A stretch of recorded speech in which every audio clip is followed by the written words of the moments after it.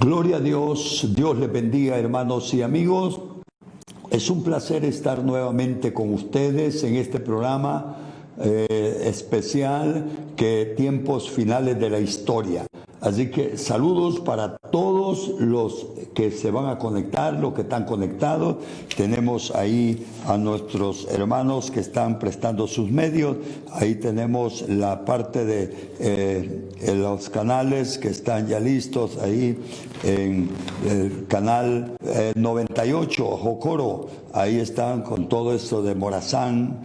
Y también tenemos el canal 61, o sea, el canal 61, la cablera de Morazán. Tenemos el canal 23, Unción Negüe, Los Ángeles, California. Tenemos también el canal 90, Unción Negüe, El Progreso Lloro, que está listo para transmitiendo ya.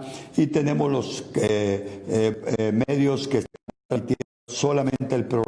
Los que hemos mencionado tienen la programación total, pero aquí tenemos el canal 21.5 Houston, Texas, Cristo TV. Ahí está nuestro hermano transmitiendo la cablera Inversiones Flores en Choluteca. Dios les bendiga a nuestros hermanos que están transmitiendo Radio Sion 100.7 FM Cancún, México. Dios bendiga a mis hermanos ahí. La Radio Israel también en Dallas, Texas, como también tenemos la radio y televisión Shofar, Costa Rica. Dios bendiga a nuestros hermanos allá. Y la radio Cristo viene pronto, Chimbote, Perú. Nuestro hermano Víctor es el que está dirigiendo ahí. Así que Dios les bendiga y saludos para todos mis hermanos. Ahora los medios que Dios nos ha dado acá en El Salvador, tenemos la 1080 AM en San Miguel y también San Salvador. Estamos transmitiendo para la capital y también para acá San Miguel. La 92.5 Radio Ebenezer FM San Francisco Gotera, ahí Morazán. Estamos transmitiendo también la 103.7 FM Radio Jericín, Ciudad Barrio. También estamos transmitiendo y la 1090 AM y la 1280 en Santa Ana. Dios bendiga a todos los hermanos que nos prestan sus medios y también pues los que están ya conectados en cada uno de, pues ya sea por la red, ya sea por estos medios, que Dios les bendiga. Y agradecemos también a los patrocinadores que están ahí en Santa Ana, que está patrocinando nuestra hermana Rosa Clelia Salazar. Ahí está patrocinando para Santa Ana, desde Santa Ana, California, dice acá. Así es que Dios le bendiga a nuestra hermana que está patrocinando el espacio en Santa Ana. También José García en Atlanta. Dios bendiga a mi hermano José García. Luis Amílcar González, también Dios le bendiga, que está ahí en Los Ángeles, California, patrocinando este espacio. Tina Sazona, ahí en Atlanta también, que está patrocinando este espacio. Dios bendiga a mis hermanos. Vamos a orar en esta hora. Padre, en este momento te damos gracias por todos los patrocinadores que están en este momento con nosotros en este programa. Bendícelos grande y maravillosamente, Dios. Llénalos de tu poder, de tu gracia, de tu misericordia. Aleluya, aleluya, aleluya. Alabado sea Dios. Gracias, gracias, gracias, Señor.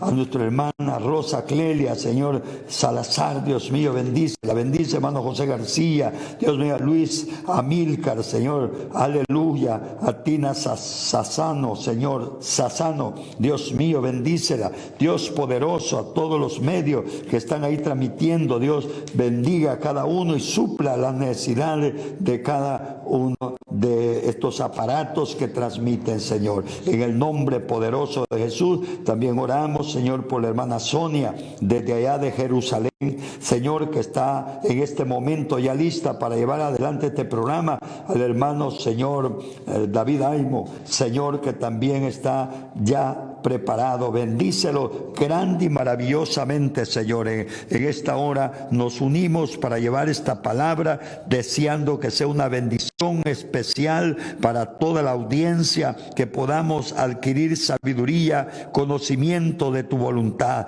en este momento. Gracias, gracias, gracias, Señor. Tú eres el Dios Todopoderoso. Para ti sea toda la gloria. Alabado sea Dios. Bueno, hermanos, nosotros empezamos, hace algunos días empezamos este tema al caso de los fariseos, ¿verdad? Es un tema bastante fuerte que, bueno, algunos conocíamos en parte, otras partes no las conocíamos, pero que hemos tenido una explicación muy especial a través de la hermana Sonia, y que también David, que ha estado también exponiendo, y ahora nos quedamos ahí con esta carga de continuar, y hoy vamos a retomar ese tema de los fariseos. Nos hemos dado cuenta que ellos eran los maestros. Ellos eran los que tenían a su cargo toda la enseñanza para el pueblo de Israel, y había razón pues que apareciera uno cuando ellos ya se habían corrompido y todo, apareciera Jesús con una tremenda enseñanza que pues ellos se quedaron también atónitos y al mismo tiempo con celos. Todo el ataque que tenían con Jesús era puro celo, porque lo que Jesús enseñaba era muy superior a lo que ellos habían estado enseñando. Así que vamos a dejarles el tiempo a nuestros hermanos David, hermana Sonia. Es un privilegio tenerlos en este programa, tiempos finales de la historia, y pues contar con ustedes que tienen conocimiento de lo que es el caso de los fariseos. Así que dejamos, David, que Dios les bendiga y bienvenidos a este programa. Hola, papi, ¿cómo estás? Muchísimas gracias. Amén. Adelante. Las damas. Ok. Las damas primero. Ok. Ok, ustedes tienen mi PowerPoint, ¿sí? ¿O no? ¿Le mandaste? Sí, yo mandé. Sí. Mandé. Por favor, si pueden poner el PowerPoint. Quiero hacer volver un poquito a la información que empezamos hace 2 días atrás, así que si pueden poner por favor la próxima página, y van a ver que es un pedacito chiquitito para poder acordarnos de qué es lo que hicimos hace 2 días atrás. ¿Me pueden mover el PowerPoint, por favor? Uno más. Siguiente imagen, por favor. La siguiente página. A ver, está. Hello. Sí, ya van. ¿Qué les pasó hoy? No es el de verde. No. Este es el antiguo. El verde, pero la siguiente página. El verde y la siguiente página, por favor. Hoy ve. Ok, gracias. Ok, eso es. Ok, acuérdense que los fariseos son el resultado del periodo Segundo Templo. Los fariseos eran los que descifraban las escrituras, eran aquellos que enseñaban las escrituras. ¿Y de dónde salieron los fariseos? Salieron de las reformas de Esdras. Esdras sabía que si él no educaba el pueblo iba a caer de vuelta a la idolatría. ¿Y cómo uno educa al pueblo para que no caiga en la idolatría? Leyendo las escrituras, estudiando las escrituras y poniendo tu cabeza en eso, ¿sí? Para que no se vayan atrás de ídolos, ¿ok? Entonces, ¿qué es lo que ellos empezaron a hacer? Un programa educativo nacional. O sea, todo el país fue educado. Es impresionante, ¿no es cierto? Sabían la Biblia, sabían leer y escribir, y un poquito de aritmética, toda la nación. Pero los fariseos, por supuesto, ellos eran más elevados, ellos tenían nivel universitario, algunos de ellos eran como si fueran doctores hoy en día, ¿sí? Maestros, profesionales. Y fíjense que en este tiempo, cuando uno necesita tienes un programa educativo, necesitas también un lugar donde hacer todo esto. Y la sinagoga pasó a ser el lugar en donde todos se reunían para leer y escribir, o sea, para aprender a leer y escribir. La sinagoga pasó a ser una escuela, y también para leer y interpretar las escrituras, ¿ok? Todas esas funciones tenía la sinagoga. ¿Cómo nosotros la llamamos la sinagoga en hebreo? La llamamos Beit HaKnesset, que significa la casa de la congregación. Acuérdense cuando Pablo dijo así, que la iglesia no es el edificio, sino la gente, sí, la congregación. La gente es la iglesia, ¿ya? Acuérdense, dos tipos de fariseos. Estaban la casa de Hillel, Beit Hillel, y la casa de Shammai, Beit Shammai.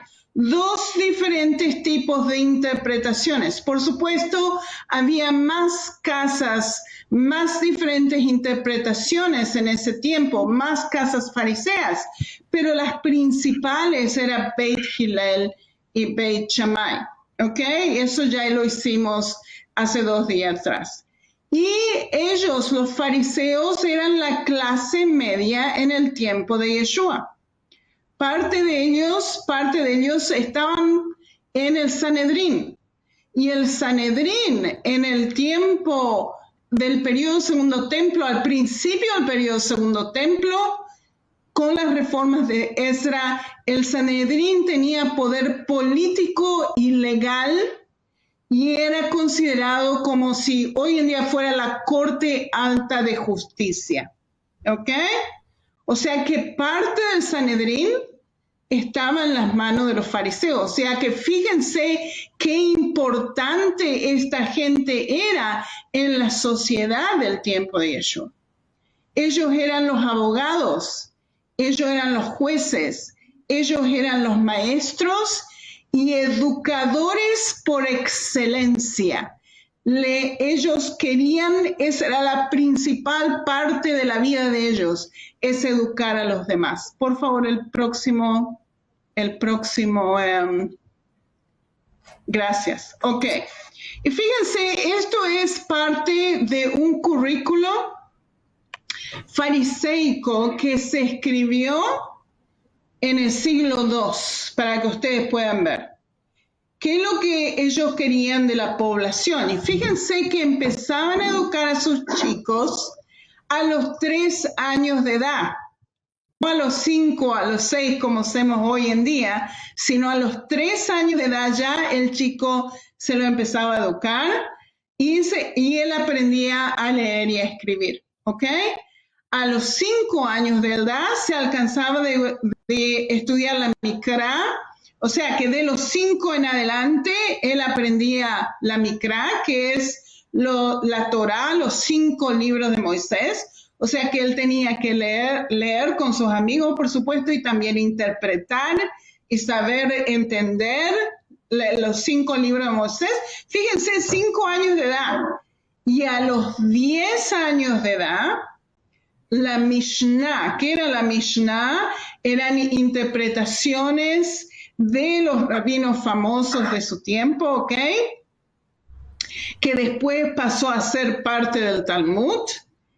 Y para los 13 el chico tenía que cumplir todas las leyes que estaban en el libro de Moisés. Fíjense lo que es esto, ¿sí? Qué programa de educación. Y todos los chicos tenían que pasar por esto. Impresionante, ¿no es cierto? O sea que fíjense que ellos educaban a la nación entera. Ellos eran los maestros, ¿sí? Y iban como Yeshua, eran maestros itinerarios, iban de una sinagoga a otra enseñando de las escrituras. Ok. ¿Quieres decir algo, Davidcito? Sí, mi Sonia, gracias, muy amable. Es importante, sí. Escucha bien, ¿no? Es importante hablar acerca de este grupo de los fariseos, del cual habíamos mencionado también que era una confraternidad.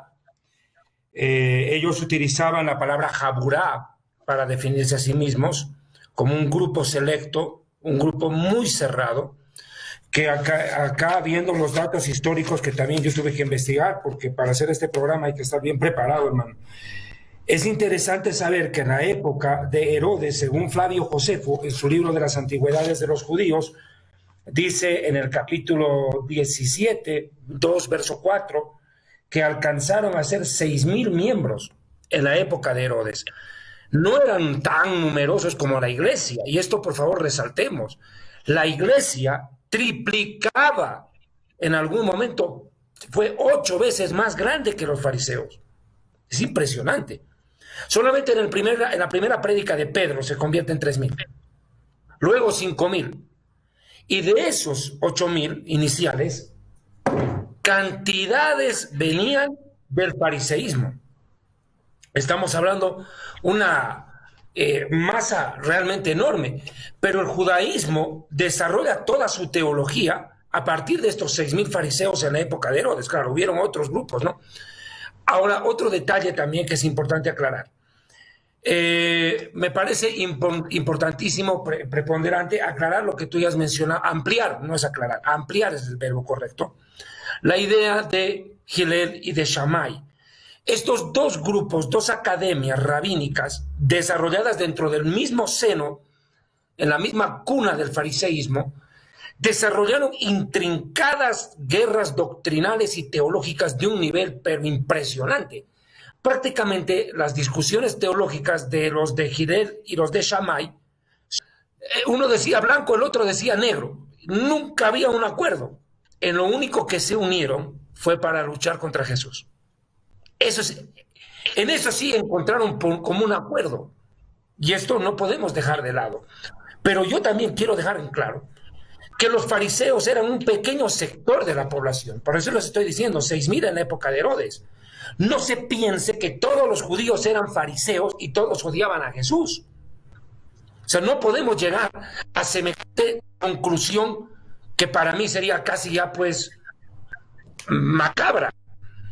Porque de entre los mismos fariseos había gente como Nicodemo que admiraba a Yeshua y vino a buscarlo en persona, de noche sí, para que su secta no lo identificara, porque le pudo haber costado hasta la vida, lo hubieran matado. Él fue a ocultas a buscar a Yeshua, pero le dice entre chisme y chisme, como decimos acá en Sudamérica, chisme de vieja. Fíjese lo que pasó en Juan capítulo 3. En Juan capítulo 3, cuando Nicodemo viene, le dice algo muy interesante. Juan capítulo 3, verso 1. Había entre los hombres había un hombre de los fariseos, mire de dónde salió, que se llamaba Nicodemo. Nico quiere decir gobernante, demo, pueblo, de ahí viene democracia. Un principal entre los judíos, o sea, no solamente era de los fariseos, sino que era del Sanedrín, de la corte, lo que tú decías, era del grupo élite. Este vino a Yeshua de noche y le dijo, Rabí, o sea, mi maestro le dice, lo reconoce como su maestro. Esto es interesante. Y este hombre vino sincero, no vino de salamero. Sabemos, fíjese por favor el verbo en plural. Él no dice yo sé. Fíjese, sabemos que has venido de Elohim, de Dios, como rabino, como maestro, porque nadie puede hacer las cosas que tú haces si Dios no está con él. Esto me gusta, Sonia, porque es una declaración que en el derecho se llama juris tantum, contundente, jurídica. Le está diciendo en la corte, sabemos los fariseos que tú has venido de Dios. Él habla en plural, no está hablando en singular. Toma la voz cantante de toda la confraternidad. Ahora, este grupo de fariseos, como tú decías, desarrolló eso, una verdadera estructura de educación. Fueron pedagogos por naturaleza, porque ellos agarran al peladito a los 3 años y aplican el versículo de Proverbios, instruye al Yeled, al niño, en su camino, y no se apartará cuando envejeciere. Entienden ellos que el momento ideal para que un niño sea preparado va desde los 3, los 5, los 7 y los 10 años, que son las edades troncales para estructurar la formación de una persona. Es allí donde ellos trabajan. Y claro, aclarando que la Mishnah y el Talmud son la jurisprudencia judía hasta el día de hoy. Lo que sí hay que reconocer, para los fariseos, el Talmud y la Mishnah estuvieron siempre al mismo nivel de la escritura. Y en algún momento dice en la Mishnah, en el tratado de Sanedrín 11, verso 3, literalmente dice: es más digno de castigo actuar en contra de las palabras de los escribas que en contra de las escrituras. Ese fue un error terrible de ellos. ¿Sabe qué pasó? Para ellos llegó a ser más importante, mucho más importante, la Mishnah que la misma Biblia. O sea que los estudios que ellos habían hecho tenían tanto valor que estaban por encima de la Biblia. Llegaron al punto, en el tratado de Berajot 6a de la Mishnah, hay un texto muy llamativo, interesante, hablando de las filacterias. De eso vamos a hablar más adelante, cuando veamos la vestimenta y cómo reconocerlos. Son las cajitas que nosotros los hebreos amarramos en el shaharit, en la oración matutina, y amarramos en el brazo y en la frente. Tan fuerte fue dentro del fariseísmo el uso del tefilim, o las filacterias, como se llama en el Nuevo Testamento, que ellos decían que el mismo Dios utilizaba filacterias todo el día en el cielo. Y por ende, era obligatorio la utilización dentro de la secta de la filacteria. Yeshua no refuta el uso del tefilim. Lo que le refutó, y vamos a ver más adelante, es que ensanchaban para que todo el mundo vea. Habían llegado a tal nivel de pomposidad, aún en su vestimenta, que lo hemos dicho en un programa anterior, en la primera parte, que los fariseos consideraban su ropa demasiado kosher, pura, santa, y que cualquier persona que rozara con ellos lo contaminaba. Por ende, los fariseos llegaron a tal grado de fanatismo y de sectarismo que ellos no podían sentarse en una misma mesa con otro judío que no sea de su secta. Peor, con un goy, con un gentil. Imposible. Era tan fuerte, tan cerrado, tan hermético el círculo de los fariseos, pero tan poderoso a su vez, que la hegemonía que ejerció durante la nación en esos tiempos fue una cosa impresionante. Sonia, seguí. Sí, fíjense que verdaderamente el pueblo judío ha recibido de Dios una ley, que sea un pueblo aparte, que sea un pueblo que no se junte con las otras naciones. Uno puede ver esa situación con Pedro. Pedro, que traía el mensaje de Yeshua al pueblo judío, él no quería que se vea con gentiles, ¿sí? Porque si el pueblo judío lo veía con gentiles, iba a decir: ¡ay, mira lo que está haciendo! Está yendo en contra de la ley. Y acuérdense que hubo una disputa muy grande entre Pablo y Pedro, porque Pedro no se iba a sentar con los gentiles, ¿sí? Y ese es el problema. El problema es que Dios pidió al pueblo de Israel ser un pueblo aparte. Y acuérdense que ellos estaban mucho en contacto con el templo y ellos tenían que tener un nivel de purificación que era mucho más elevado que el resto del pueblo. Y por eso que se estaban comportando de esa manera, ¿ok? Ok, si pueden ir de vuelta a donde quedamos en el PowerPoint. Exacto, les quiero mostrar qué otra cosa los fariseos estaban haciendo. Y ellos eran los abogados y los magistrados en las sinagogas, ¿ok? Y fíjense que Yeshua le dice a la gente en ese tiempo, le dice en Mateo 23, 2 al 3, le dice así: los escribas y los fariseos se sientan en el asiento de Moisés, por tanto, todo lo que te digan que observes y hagas, lo harás, ¿ok? Tienen que hacer todo lo que ellos digan. Fíjense que como los fariseos y los escribas eran los abogados en la sinagoga, la gente venía con todo tipo de problemas. Ellos tenían un entendimiento grande de las escrituras y ellos daban juicio a qué es lo que tenía que hacerse y qué es lo que no tenía que hacerse. Y por eso Yeshua le dice, esta gente está sentada en el asiento de Moisés. Y les puse aquí un verdadero asiento de Moisés que se lo encontró aquí en Israel en una de las sinagogas, en Katzrin, ¿ok?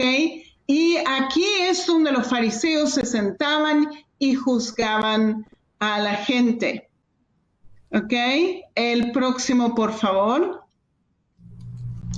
Ok, como lo dijo David, numéricamente los fariseos eran 6,000 personas. Ok, ¿pueden volver a mí, salir del PowerPoint? Vuelvan a mí un segundito. Ok, fíjense que nosotros tenemos, ¿por qué los fariseos eran tan importantes en el tiempo de Yeshua?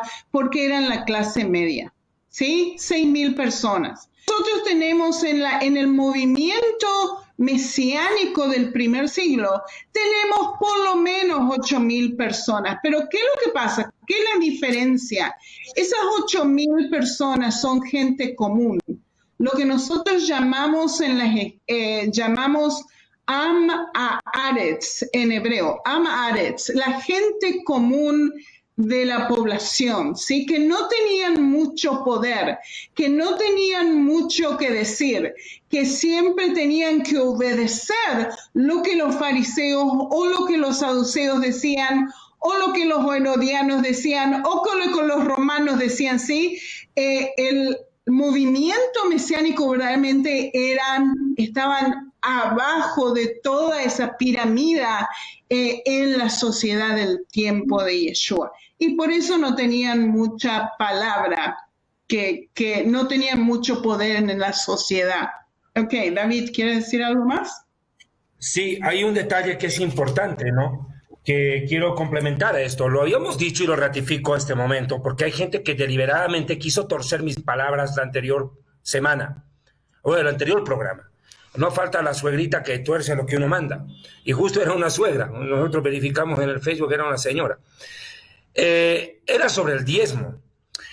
El diezmo fue el punto de partida para esto que en su momento lo llamé una policía religiosa, porque ellos investigaban qué personas diezmaban y quiénes no dentro de la nación de Israel. No solamente tenían enseñanza académica, sino que controlaban la aplicación del diezmo en medio del pueblo de Israel, en medio del Am Haaretz, el pueblo de la tierra, o el clan de Israel, como también lo podemos llamar, la nación de Israel, el vulgo, que sostenía a la tribu de Levi. Ahora bien, ¿qué pasó con esta policía religiosa? Llegó a controlar tanto el tema del diezmo y las leyes rituales levíticas, porque se fanatizaron mucho con ese tema. Todo era impuro, todo era impuro, todo era impuro, o si algo no era puro conforme a lo que ellos decían, pues no valía. Ellos determinaban qué era puro y qué no. O sea, fue terrible la situación, opresiva espiritualmente para el pueblo de Israel en ese momento de la historia. Entonces, ¿qué ocurrió? Los fariseos, por ejemplo, no podían comer con una persona porque no sabían si es de que había diezmado o no, hasta ese punto. Y controlaron el diezmo a tal nivel que Yeshua viene y los vuelve a encarar por el tema del diezmo. Los agarró, pero de cortito, como dicen en Colombia. Mateo capítulo 23, mire, en este capítulo donde se llama tremenda discusión teológica entre Yeshua y los fariseos, dice en el pasaje en cuestión, verso 23, «Ay de ustedes, escribas y fariseos hipócritas, porque diezmáis la menta, el eneldo y el comino». Oye, ¿sabes lo que es el comino? O sea, ya, pues, o sea, es una hasta especie. esto, increíble, una especie que casi es polvo. Mire, diezmáis hasta el polvo, en pocas palabras, y dejáis lo más importante de la Torá, la ley. ¿Qué cosa? La justicia, la misericordia y la fe. Tres cosas.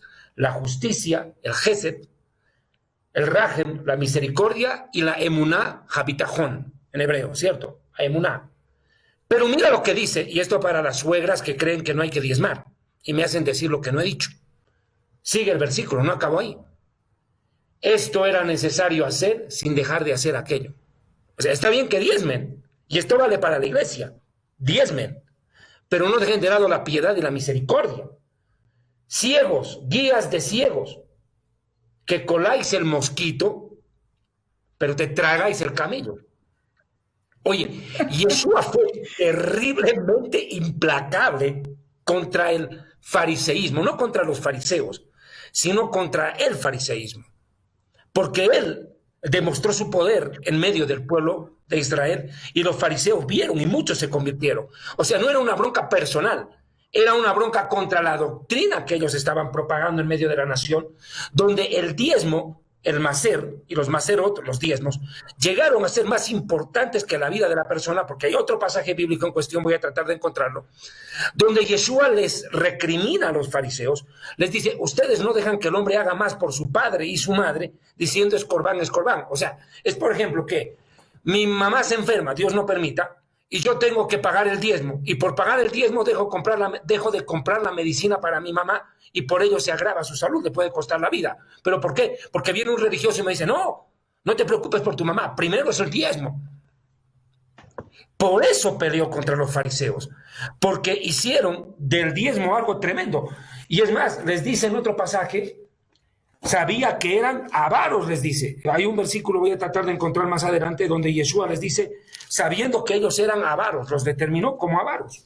Permíteme un segundito, ya lo tenía marcado. Ya está en Lucas 16, verso 14, permíteme. Ya llego. 16, verso 14, un cachito. Lucas 16, versículo 14. Aquí está hablando Yeshua otra vez. También oían todas estas cosas los fariseos que eran avaros y se burlaban de él. Entonces les dijo, ustedes que se justifican a sí mismos delante de los hombres, mas Dios conoce sus corazones, porque lo que los hombres tienen por sublime delante de Dios es abominación. ¿Y quiénes eran tenidos por sublimes en la nación? Ellos. Ellos se consideraban sublimes, una casta espiritual. No le digo, no hice mal. El otro día en comparar a estos fariseos con Cash Luna, Guillermo Maldonado, Ronnie Chávez, todos estos de la prosperidad, Benny Hinn y demás hierbas, porque se creen un nivel espiritual tan elevado que nadie los puede tocar, nadie los puede alcanzar. ¿Te das cuenta? Y como lo dije, también, y lo rescato, estaban divididos en 4 grupos internamente los fariseos, que curiosamente coinciden con 4 grupos que tienen la orden jesuítica y tienen un poder muy parecido y una organización interna impresionante. Pareciera que José Escriba de Balaguer, el fundador de los jesuitas, hubiera estudiado mucho la organización interna de los fariseos porque prácticamente la copió. Ok. Quiero que vuelvan otra vez a mi PowerPoint, por favor, donde dice historias alegóricas. Historias alegóricas, ok, es el próximo. Ok, muchas gracias. Fíjense que es interesante que Yeshua tenía una contienda con una polémica tan grande con los fariseos, pero verdaderamente él estaba haciendo muchas cosas que eran muy parecidas a lo que los fariseos estaban haciendo. Como por ejemplo ir de sinagoga en sinagoga enseñando las escrituras. Y otra cosa que Yeshua utilizó para explicar verdades espirituales, él utilizó historias alegóricas. Y fíjense que los fariseos estaban haciendo exactamente lo mismo. Utilizaron historias alegóricas para explicar verdades espirituales, ¿sí? ¿Qué es lo que es una historia alegórica? Es contar una historia imaginaria para demostrar una verdad espiritual, ¿ok? Y eso es lo que Yeshua estaba haciendo constantemente. Por ejemplo, con la historia del hijo pródigo, con las 10 vírgenes que algunas de ellas están preparadas y otras no. La parábola del sembrador, donde va la semilla de la fe, ¿sí? La parábola de la lámpara, que no te escondas bajo una... que no esconda tu luz, ¿sí? Y la parábola de la mota y el tronco. Espero que lo estoy diciendo bien, lo he traducido, pero no estoy segura si lo dicen así en castellano. Pero en fin, para que uno no juzgue, ¿no? Quita la viga del ojo antes de sacar la pajilla del ojo ajeno. Eso, perfecto. Ok, y fíjense que Yeshua estaba haciendo lo mismo, muy similar en su comportamiento. Ok, ¿pueden volver a mí otra vez?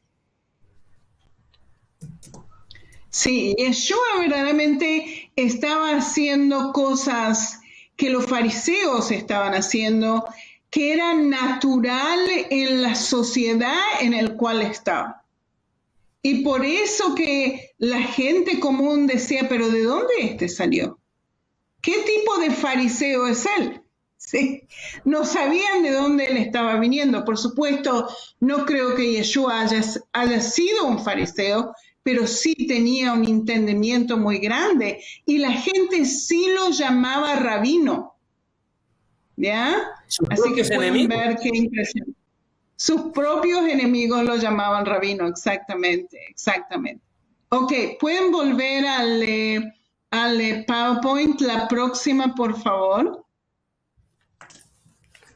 Ok, ¿y qué es lo que pasó? ¿Qué es lo que pasó con el mundo fariseico?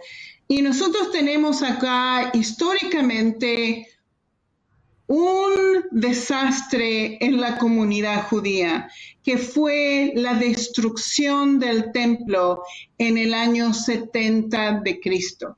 De acuerdo a Josefo, el historiador de ese tiempo, cuando Jerusalén se va en fuego, los saduceos y los fariseos, los más importantes del Sanedrín, se escapan de Jerusalén.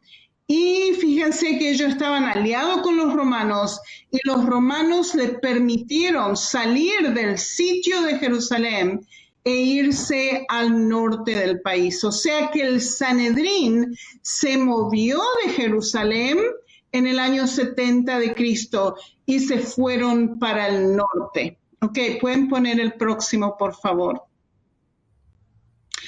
Cuando se mueven al norte, ¿qué es lo que pasa? Y pueden volver de vuelta a mí otra vez, ¿ok? ¿Qué es lo que pasa?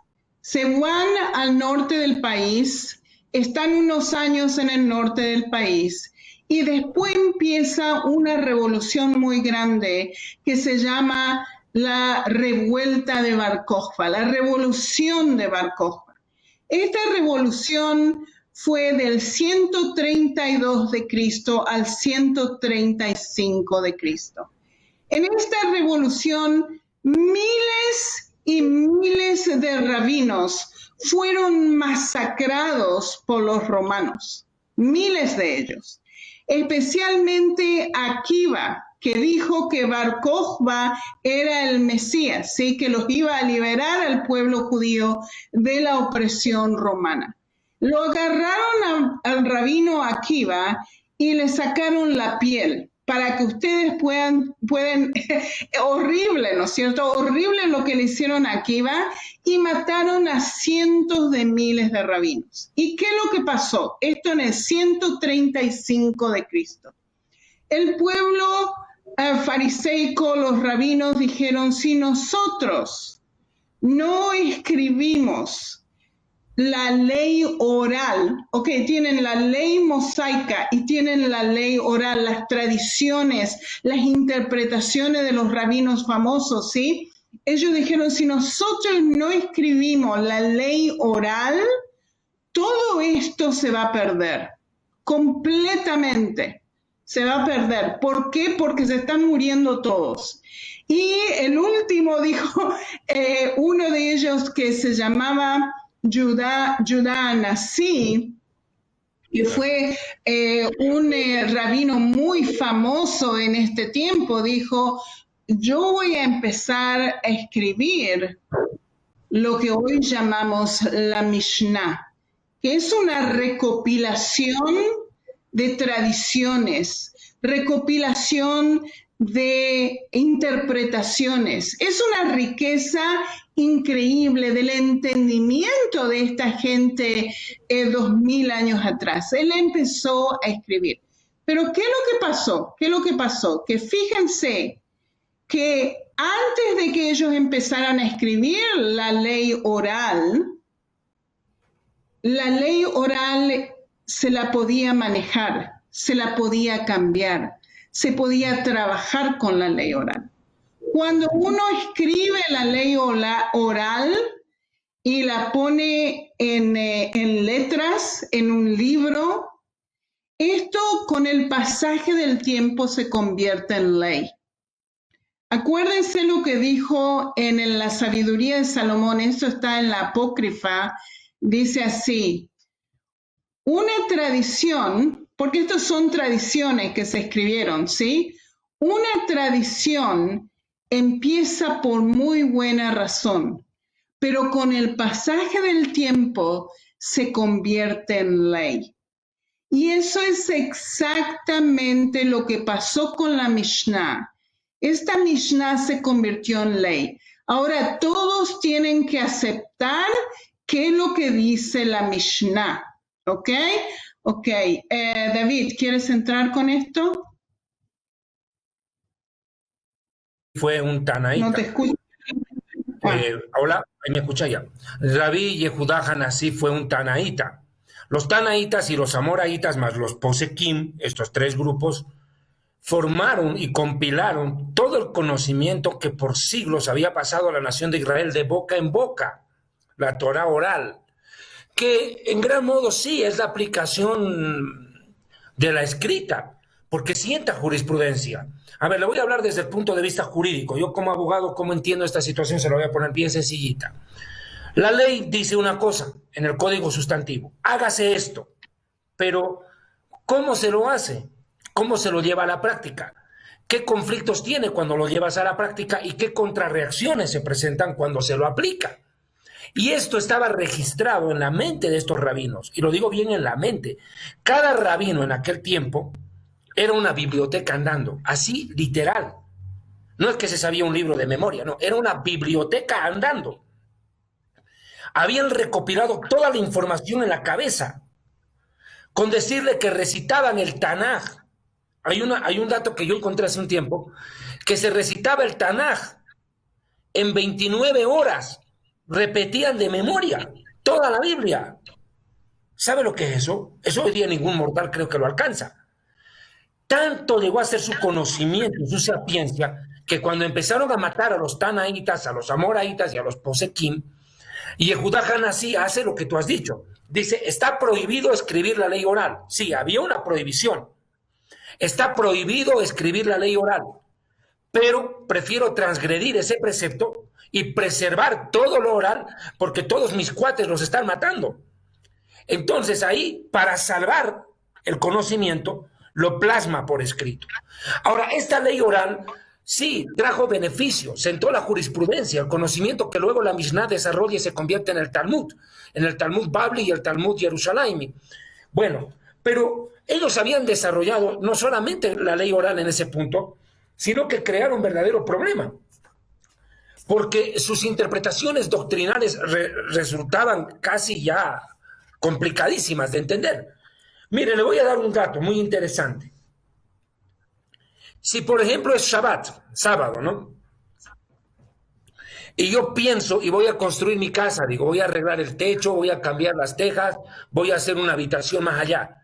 Dice que por haber pensado en construir su casa en día sábado, ya era pecado y no la podía construir.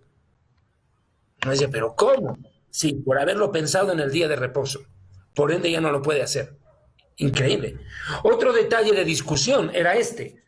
¿Cómo se puede hacer para salvar a una mujer que se está ahogando en una laguna? Cuando está prohibido tocar a la mujer. Los rabinos no podían tocar a una mujer, salvo que sea su mujer, su madre o su hija, o la hermana, la podían abrazar. Pero una mujer se cae al agua y se está ahogando, pasa un rabino, no lo puede tocar. No puede hacer nada, porque según ellos se va a contaminar, por ahí la mujer está menstruante, y es una discusión. Otro detalle. Si alguien cae al agua, se está ahogando un niño, pero como estoy puesto las filacterias, que son estas, me decían los rabinos que primero tenía que quitarme el tefilín, desamarrar, para recién poder meterme yo al agua y salvar al que se está ahogando. Y si no lo hacía rápido, se ahoga, y si se ahoga, qué pena por él, no es mi culpa.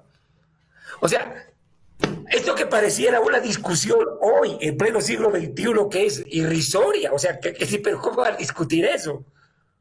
Oye, yo estoy con el tefilín, se está ahogando alguien, yo me meto al agua y salvo la vida. Pero no, para ellos el tefilín, las filacterias, eran más sagrado que salvarle la vida a ese.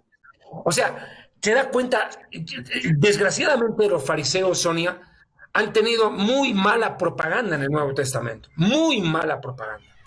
Por eso es que cuesta rescatar algo de lo que hubiera venido del fariseísmo hacia la iglesia, hacia la quejirá del Mashiach. Pero tú lo has dicho, o sea, Yeshua no era un fariseo, pero los fariseos lo veían casi como uno de los propios, en muchos momentos, por las semejanzas doctrinales que habían entre ambos grupos. Ahora, hay que entender esto. El otro día hablábamos de cuando el apóstol Pablo en Hechos 23, 40 fariseos complotan para matarlo, hacen un juramento de matarle. Bueno, la pregunta es, ¿de qué casa farisaica venía Saulo de Tarso o Pablo? Porque Pablo dice, yo soy fariseo, hijo de fariseo. Y encontramos también, y lo expliqué y lo ratifico ahora, que para entrar a la secta farisea necesitaba recomendación de 3 fariseos o ser descendiente de uno de ellos. Es decir, el papá de Pablo era fariseo, era rabino. A él lo forma Gamaliel. Pablo dice, yo fui formado por Gamaliel. Y Gamaliel viene de la casa de Gilel. Pero los de la casa de Shammai odiaban a muerte a los de la casa de Gilel. Ahora se puede entender por qué tramaron matarlo. Eran fariseos, sí, pero lo que no explica el Nuevo Testamento es que era de la casa de Shammai. Es que hay que entender una cosa. Desgraciadamente, aquí en esto yo te voy a pedir, porque creo que tú lo vas a poder explicar con más tacto que yo por ser mujer. Mira, se ha hecho tan mala propaganda al pueblo judío que a nosotros como judíos casi nos ven como fariseos a todos. Y agarran pasajes aislados del Nuevo Testamento, textos, donde por ejemplo no se especifica cuál grupo de fariseos fue el que estaba llevando la tarea de querer matar a Pablo, que ahora todos los fariseos son asesinos y todos los judíos son fariseos, y nosotros hemos matado a Dios.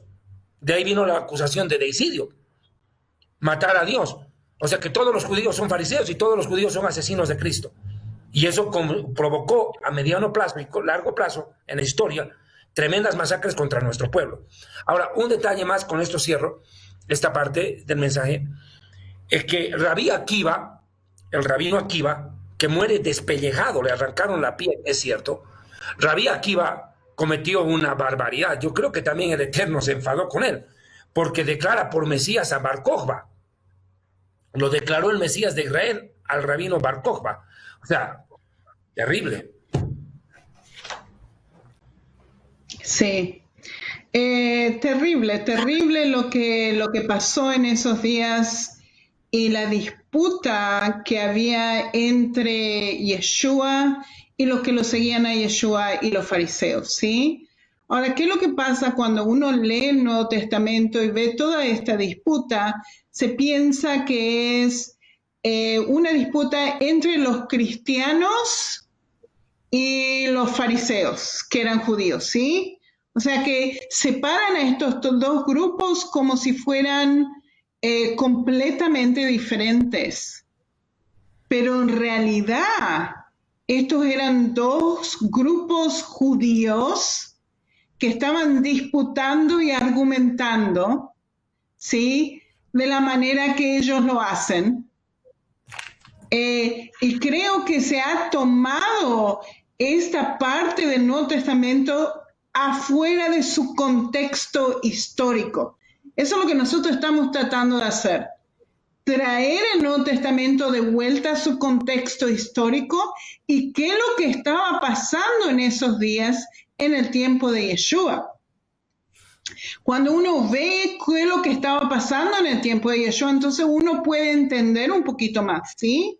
Y no se lo puede culpar a todo el pueblo judío por lo que los líderes estaban haciendo, ¿sí? Si uno generaliza y culpa a todo el pueblo judío, lo que está haciendo es judeofobia o antisemitismo, ¿ya? Y ese es el peligro de caer cuando uno lee las escrituras y ve que Yeshua está enojado con esta gente y piensa que está enojado en contra de todo el pueblo judío por los argumentos y las disputas que tenían en ese momento. Pero acuérdense que nosotros somos así. Nos gusta argumentar, nos gusta disputar porque aprendemos más. Nos gusta hacer cuestiones.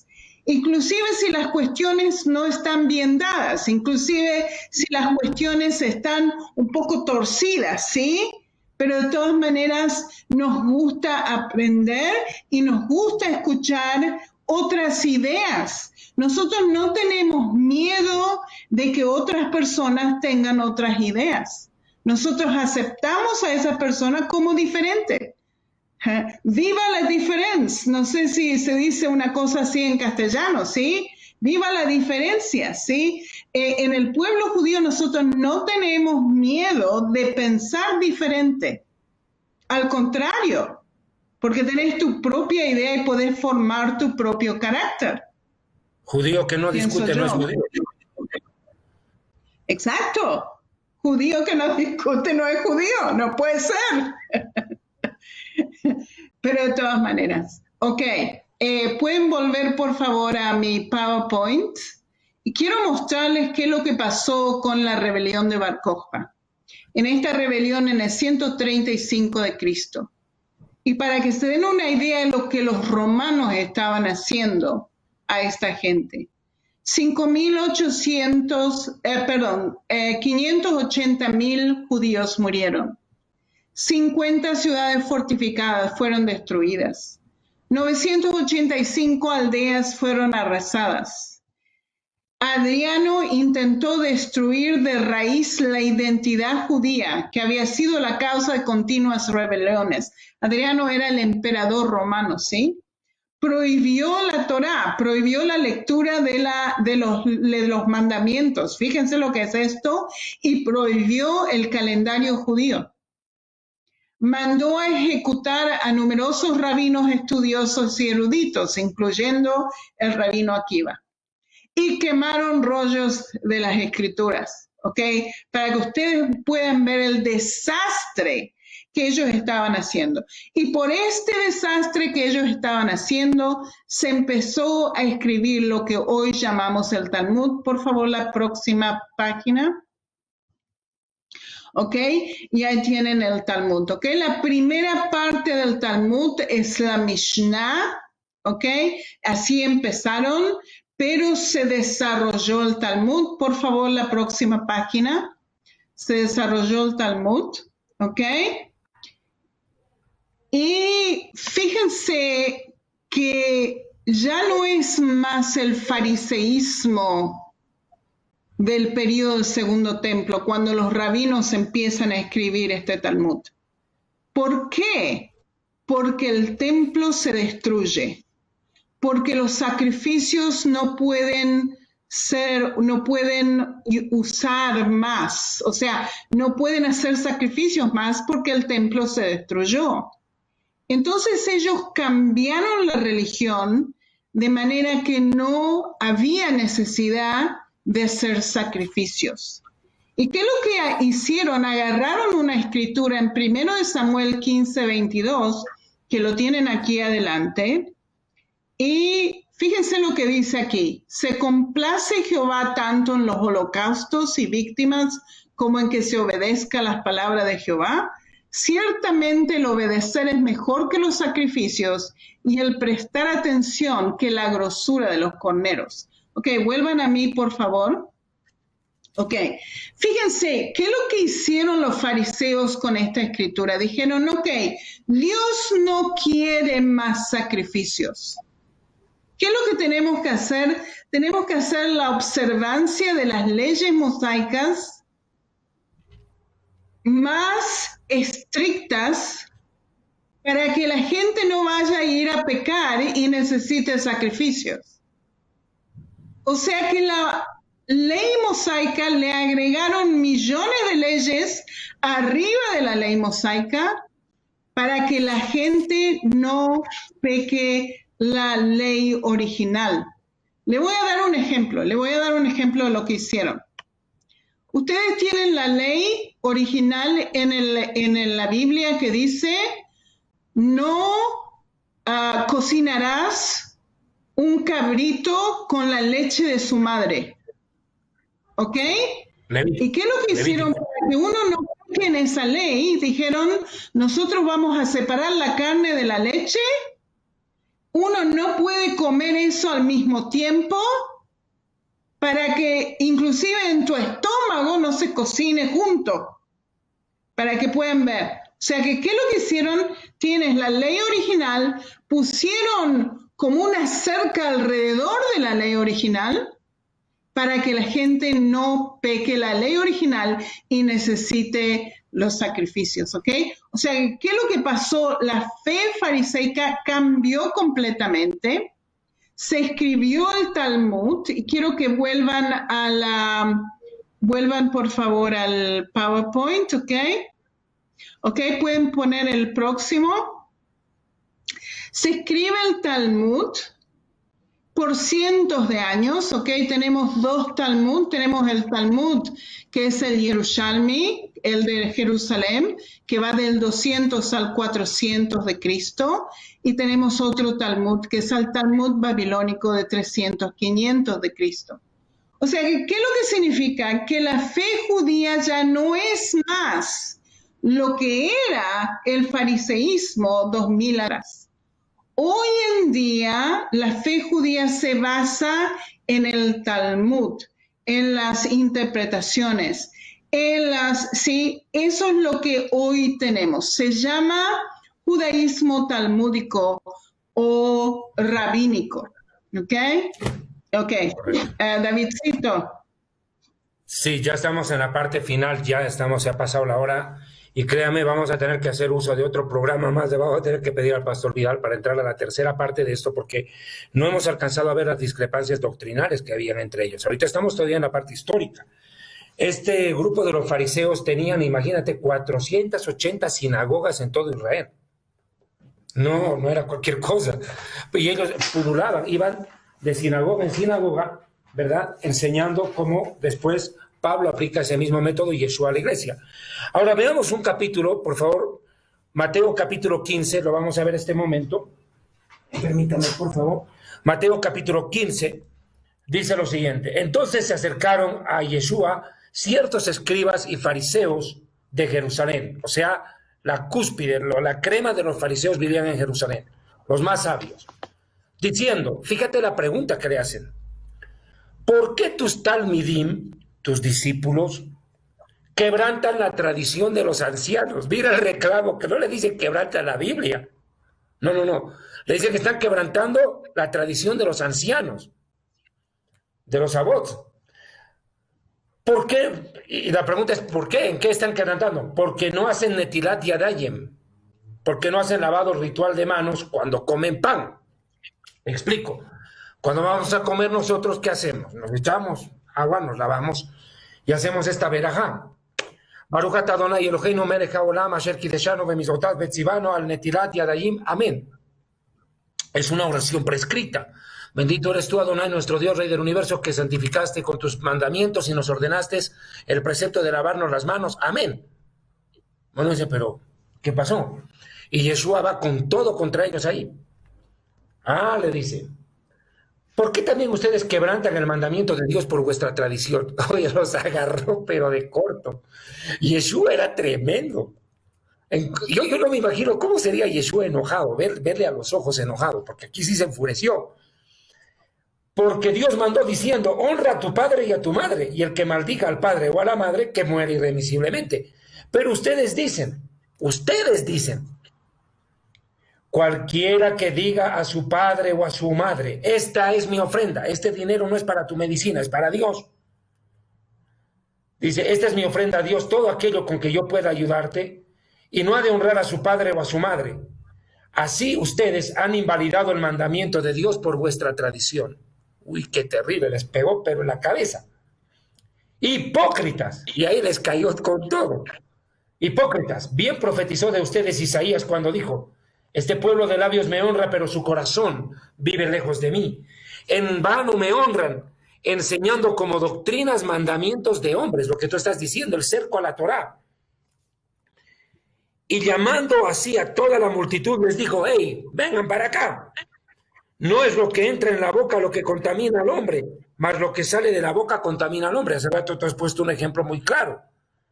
Mezclar carne con lácteo. O sea, como hacen en Colombia, el gratinado, hacen una carne a la plancha y encima le echan el queso. O sea, ya, listo. Entonces, acercándose a sus discípulos, le dijeron, ¿sabes que los fariseos se ofendieron cuando oyeron esta palabra? Y él respondiendo le dijo: toda planta que no plantó mi Padre Celestial será desarraigada. Dejadlos, son ciegos que guían a ciegos. Y si un ciego guía a otro, ambos caerán en el hueco. ¡Qué terrible controlazo! Ahora, aquí yo quiero resolver una pregunta que uno se puede hacer. ¿Por qué peleaban tanto Yeshua y los fariseos? ¿Y de qué manera se agarraban? Acá acabamos de ver una discusión dialéctica. Bueno, con una respuesta muy sencilla. ¿Usted en su casa con quién pelea? ¿Con el hermano discute? ¿O va a golpear la puerta del vecino para pelear con él? Yo creo que no, ¿verdad? Las discusiones más fuertes se dan en el seno mismo de la familia. Y eso es lo que pasó. Eran discusiones académicas, no eran peleas callejeras donde se agarraban a patadas, puñetes y a golpes. Fíjese que las discusiones entre Yeshua y los fariseos eran discusiones académicas. Rivalizaban en cuanto a cuestiones dogmáticas y doctrinales. Cuando digo dogma y doctrina, no son sinónimos. El dogma es la interpretación del hombre. La doctrina es lo que Dios dice en su palabra. Sonia, creo que ya Pastor Vidal. Amén. Sí, yo creo que ya se nos fue el tiempo, ¿no? Amén. Bueno, pues vamos a ir cerrando este programa y vamos a quedar pendiente para que la audiencia que está ahorita escuchando en las redes y en la radio puedan tener la finalización de los fariseos. Así que lo vamos a dejar para que concluyan y luego vamos a orar para esperar ya ver los comentarios que tenemos. Así que los dejamos para que quedemos para otro programa. Sí, podemos hacerlo ya la próxima semana y tocar este tema de los fariseos. Y si usted dispone, papá, podemos ver el tema después. ¿Qué te toca, Sonia, después de los fariseos? ¿Qué quieres desarrollar? Para que yo también estudie. Yo estaba pensando hacer los saduceos, porque hay diferencias doctrinales entre los saduceos y los fariseos. Los saduceos son fascinantes. En todo lo que estaban haciendo, su forma de pensar y cómo se relacionaban con los fariseos. Eso sería muy, muy interesante. Okay. Vamos a hacer el próximo programa la ropa de los fariseos. Ellos utilizaban 18 prendas de vestir. La ropa y se cubrían de púrpura por encima. Y qué curioso que en Lázaro y el rico estaba vestido de púrpura. Y Yeshua, en pocas palabras, le dijo que los fariseos estaban yendo a la condenación. Terrible. Bueno. Yo creo que ya podemos hacer la oración. Tú haces en hebreo, yo cierro en la bendición sacerdotal. A ver. אלוהי אברהם, אלוהי יצחק, אלוהי יעקב, אנו מודים לך, אבא, שאתה איתנו כל כך הרבה, שרוח קודשך איתנו.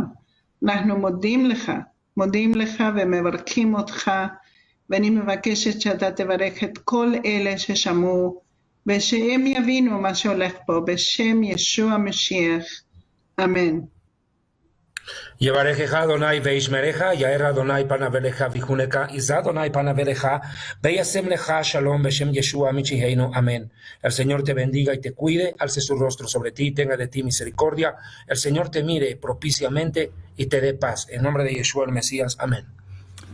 Bien. Amén, amén. Gracias, hermanos, y vamos a orar ahorita también para todos los hermanos que están ahí.